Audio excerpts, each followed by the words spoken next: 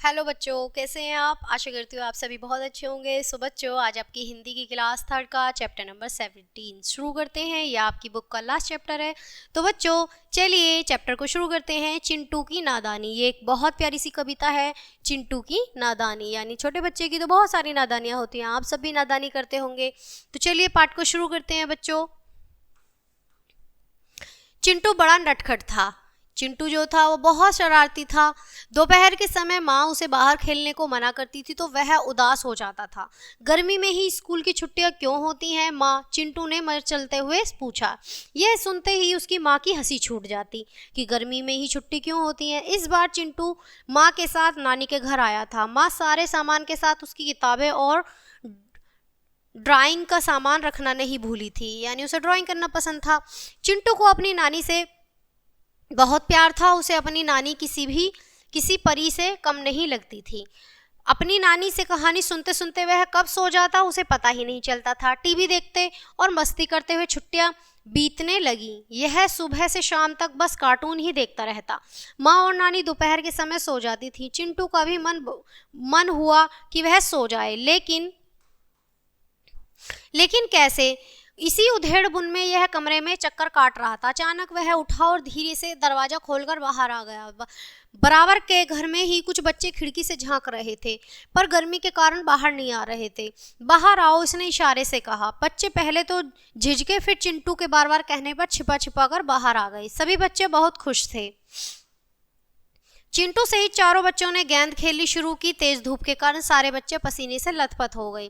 सबको गर्मी लगने लगी थी, पर खेल के आगे सब बेकार थे, यानी खेलने में इतने मशरूफ हो गए कि गर्मी नहीं देखी। शक्तिमान बनोगे, एक बच्चे ने पूछा। फिर तरीका बताया। पहले एक हाथ की उंगली उठाओ, फिर दूसरा हाथ पीछे ले जाओ और फिर तेजी से घूम जाओ। इस तरह शक्तिमान बन जाते हैं। चिंटू ने ऐसा करना चाहा, पर खुद को संभाल न पाने की वजह से वह गमले पर गिर पड़ा। उसके हाथ पैर और थोड़ी से खून बहने लगा। सब बच्चे डर के मारे भाग गए। चिंटू का रोना सुनकर माँ और नानी दौड़ी। चोट लगने के कारण चिंटू खड़ा नहीं हो पा रहा था।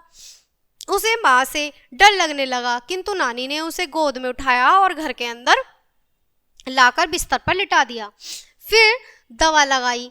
तब तक डॉक्टर साहब भी आ चुके थे। चिंटू बस आई उई करता रहा। माँ बोली, मैंने मना किया था ना, दोपहर में बाहर खेलने के लिए। शक्तिमान बन रहा था आपका लाडला। कहते हुए माँ ने नानी की ओर देखा कि देखो शक्तिमान बन रहा था, गिर पड़ा शक्तिमान बनते हुए।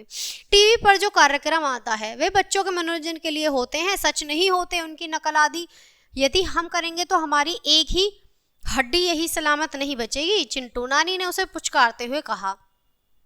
माँ हल्दी वाला दूध लेकर आई थी, पर चिंटू उसे पीने में आनाकानी कर रहा था। नानी ने भी चिंटू को समझाया, दोपहर में इतनी गर्मी बाहर नहीं जाते। फिर क्यों गए बाहर, शाम को जब मौसम थोड़ा ठंडा हो जाए तब खेलना चाहिए। देखो शैतानी करने से चोट लगी, दर्द हुआ ना। चिंटू कुछ नहीं बोला, सिर्फ उससे हाँ में सिर हिला दिया। टीवी पर आए कार्टून की नकल करना गलत है न। नानी बोली, है ना। हाँ नानी, उसने हाँ में हाँ मिला दी। फिर चिंटू को काफी दर्द हो रहा था। वह नानी के आंचल में मुंह छिपाकर रोने लगा। शाबाश, अच्छे बच्चे अपनी गलती मान लेते हैं और फिर दोबारा वैसी गलती नहीं करते। तुम भी आगे से ऐसा ना करना, नानी ने समझाया। नानी ने बहुत प्यार से समझाया। ठीक है ना नानी, उसने कहा। ठीक है नानी। नानी ने हल्दी वाले दूध का गिलास चिंटू के मुंह से लगा दिया। पास खड़ी माँ मुस्कुराते हुए उसका सिर सहला रही थी, यानी दोनों ने, नानी ने और माँ ने, उसको बहुत प्यार किया। तो बच्चों ये थी चिंटू की कहानी, जो शक्तिमान बन रहा था कार्टून देखकर। तो बच्चों आप ऐसी शैतानी मत करना, ठीक है। तो बच्चों ये जो पार्ट है यही खत्म होता है। मैं आशा करती हूँ आपको ये पार्ट बहुत मज़ेदार लगा होगा। चलिए मिलते हैं हम आपसे अगली बुक में, तब तक के लिए बाय। Thanks for watching.